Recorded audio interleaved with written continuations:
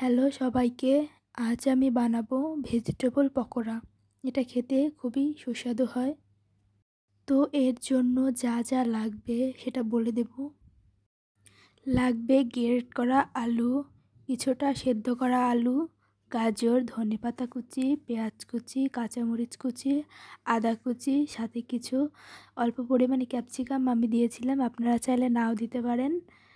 সাথে পরিমাণ মতো হলুদ, মরিচ গুঁড়া, স্বাদ মতো লবণ আর সামান্য চিনি।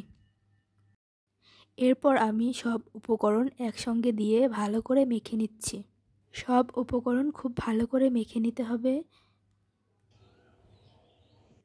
সব উপকরণ মাখা হয়ে গেলে আমি আমার পছন্দ মতো শেপ দিয়ে নিচ্ছি। আপনারা আপনাদের পছন্দ মতো শেপ দিয়ে নিতে পারেন। তো দেখুন আমি সামান্য গোল করে তারপরে চ্যাপ্টা করে দিচ্ছি। আপনারা আপনাদের পছন্দ মতো করতে পারেন।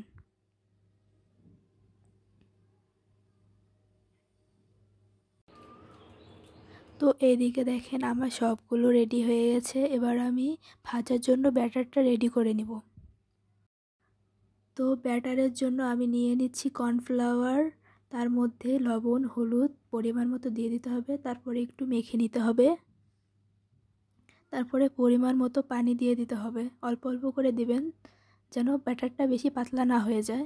তো দেখেন আমি এইভাবে করে নিয়েছি। এবার আমি চুলায় প্যান বসিয়ে দিচ্ছি। এবার তেলটা গরম করতে দিব।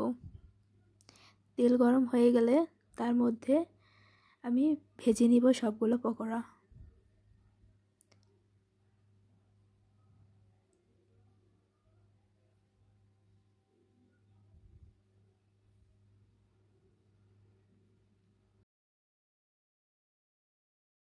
তো এদিকে আমি একে একে সব পকোড়াগুলো তেলের মধ্যে দিয়ে দিলাম।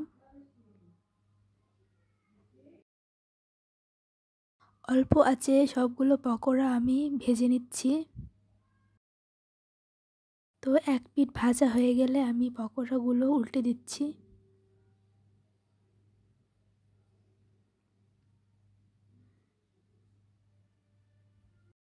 ওলট পালট করে সবগুলো পকোড়া খুব ভালো করে ভেজে নিতে হবে। এক পিঠ ভাজা হয়ে গেছে, আমি অন্য পিঠ উল্টে দিচ্ছি। এভাবে করে সবগুলো পকোড়া ভেজে নিতে হবে। তো দেখেন আমার পকোড়াগুলো ভাজা হয়ে গেছে, এখন আমি তুলে নিচ্ছি। এখন সাজিয়ে পরিবেশন করে নিলেই রেডি মজাদার পকোড়া। ভিডিওটি ভালো লাগলে লাইক এবং সাবস্ক্রাইব করে দিবেন। ধন্যবাদ।